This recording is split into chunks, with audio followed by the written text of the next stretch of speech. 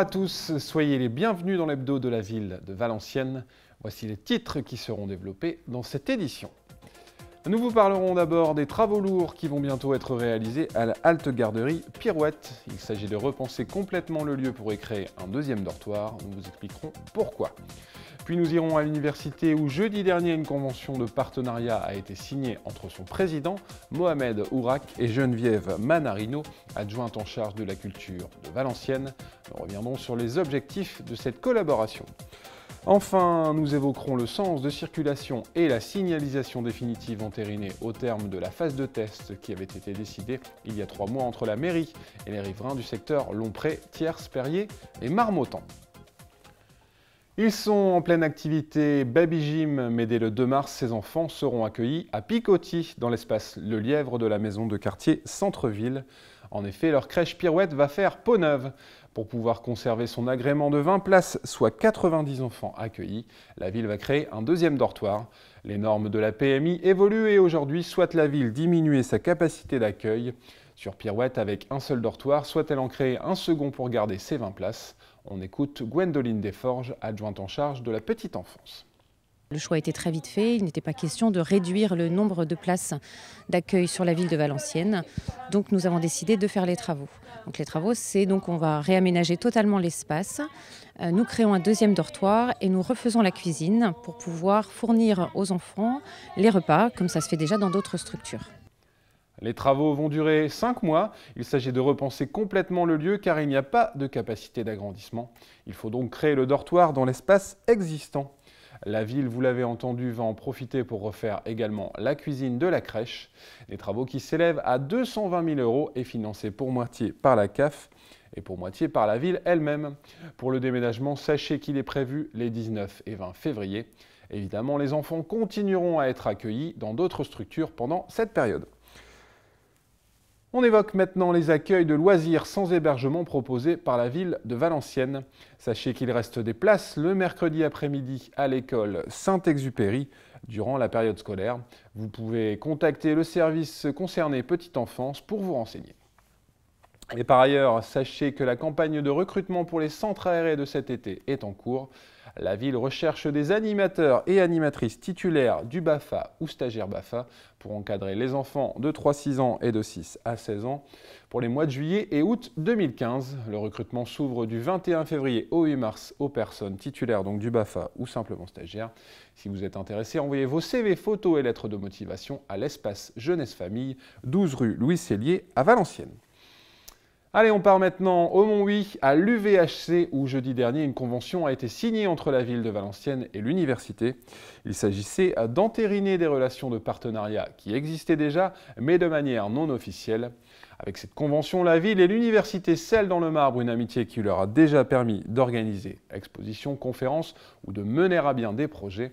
Nous avons demandé à Mohamed Ourak, le président de l'UVHC, quel est l'intérêt pour l'université de signer un tel document.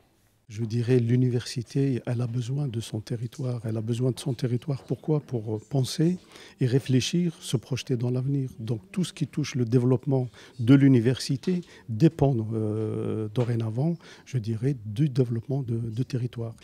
La première action qui pourrait être menée, parce qu'au jour d'aujourd'hui, j'ai parlé tout à l'heure du 50e anniversaire, où la ville de Valenciennes, elle nous a soutenus. Il y a une part financière et une part de logistique, si vous voulez.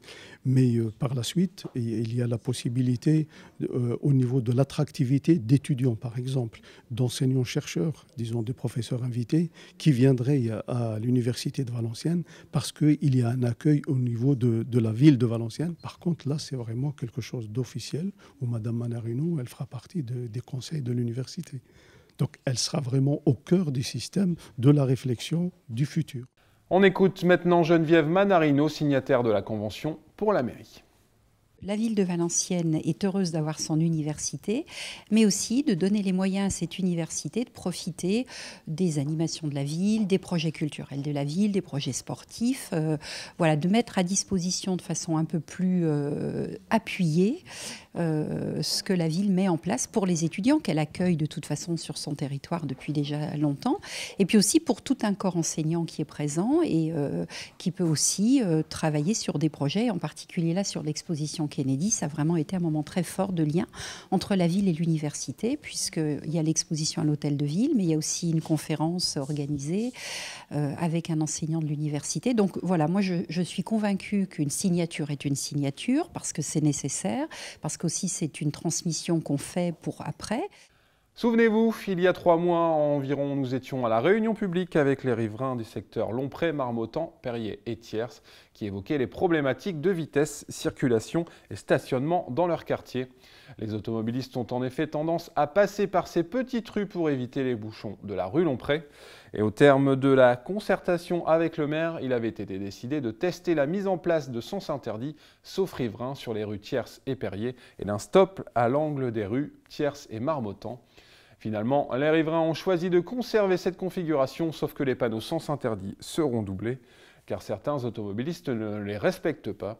Des places de stationnement vont aussi être matérialisées rue Perrier. On écoute Laurent de Gallet sur ce sujet.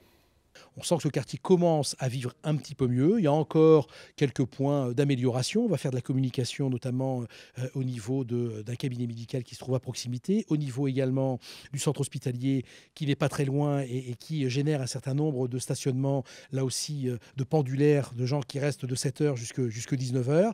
Et on va essayer de rendre un peu ce quartier à la population. Et comme chaque semaine, voici quelques idées de sortie pour votre week-end. Des vitrines de commerce de Valenciennes temporairement habillées d'œuvres d'art, c'est ce que propose la ville de Valenciennes avec l'opération L'Art en vitrine, débutée en décembre dernier. Sachez qu'une nouvelle vitrine d'art est proposée rue de Lille. La boutique Capucine va temporairement s'habiller de tableaux valorisants, ainsi les talents locaux. Depuis lundi 26 janvier, les artistes Juan José Martinez Espino et Sylvie Dochenko y exposent leurs œuvres. Et puis du sport pour finir avec le championnat régional de gymnastique acrobatique. Samedi 21 février, ce championnat organisé pour la 2e année consécutive par le club de gymnastique acrobatique Valacro se déroulera au complexe sportif de la Chasse-Royale. Il est ouvert au public et accueillera de nombreux clubs de la région en Nord-Pas-de-Calais. Voilà, c'est la fin de votre hebdo. Je vous souhaite à toutes et à tous une très bonne semaine. Bye bye.